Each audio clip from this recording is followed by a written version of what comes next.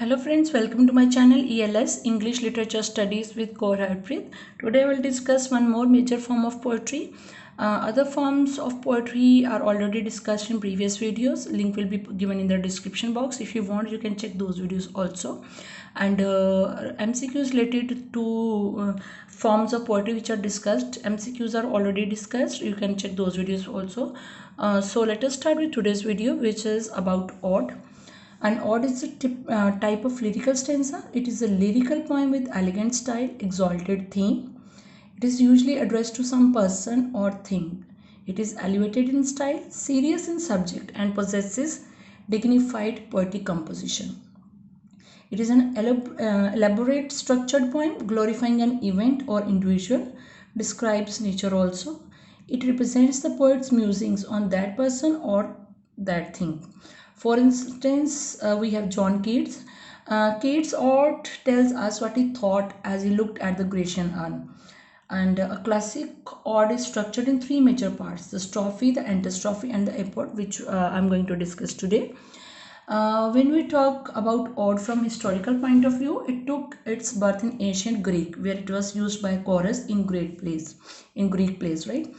And these ode poems were performed publicly to celebrate athletic victories.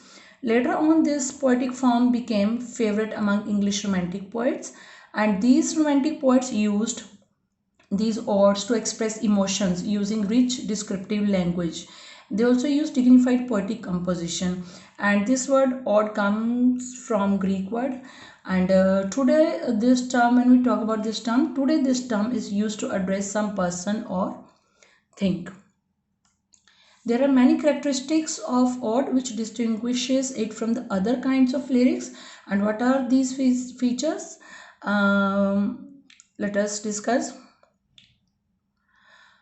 It is in the form of an address to a person or thing or an object.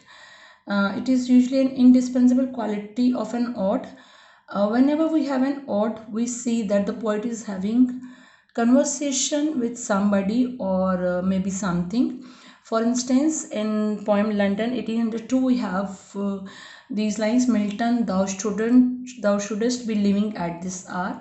Then we have reference from John Keats, where he addresses the nightingale.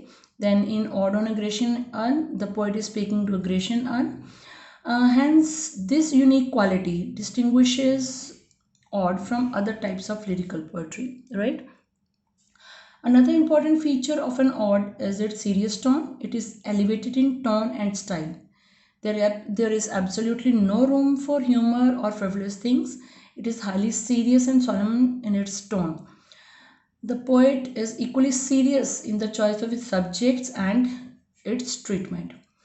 If we look at Wordsworth again as an example, his poem on intimations of immortality from recollections of early childhood. This is a perfect example of an ode, right? And then we have On a Grecian Urn by John Keats, another example for this. Ode on a Grecian Urn has a regular and tight structure, and this is one of the most celebrated odes in English literature. Next, when we talk about its style, the ode possesses an exceptionally sublime and grand style. Every single poet endeavors hard to compose his ode in extra elevated style. He tries to show his best and highest talent in it.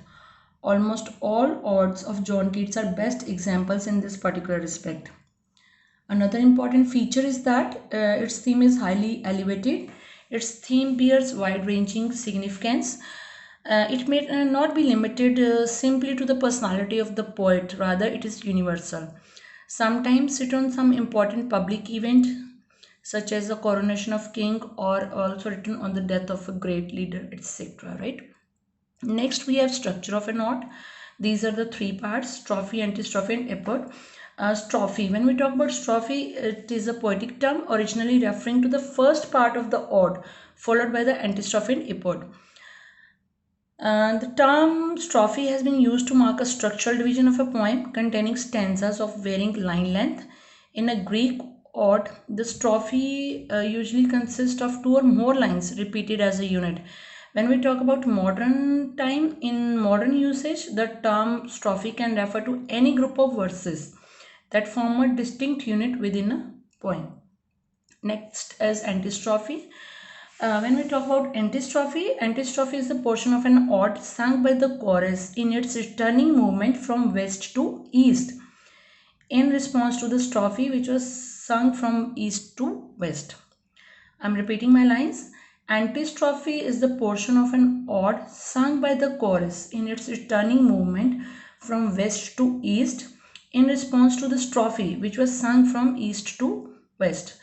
Let me clear it. Antistrophe was a kind of ancient dance wherein dancers stepped sometimes to the right and sometimes to the left, still doubling their turns, right? And the motion towards the left they called antistrophe. Last is the epode. This section or stanza typically has a distinct meter and length from the strophe and antistrophe, and this serves to summarize or conclude the ideas of the ode, right? The English Romantic poets wrote many odes, all of which explored intense emotions. While Romantic odes deviate in form and meter from the traditional Greek ode, they all tend to follow some kind of traditional verse structure, right? For example, we have P.B. Shelley's Ode to the West Wind, right? So friends, this is all about my today's video. I hope you will like the content, and if you like it, please hit the like button, share and subscribe my channel. And if you are new to my channel, please hit the bell button so that you can get notifications for my upcoming videos. And thanks a lot for watching.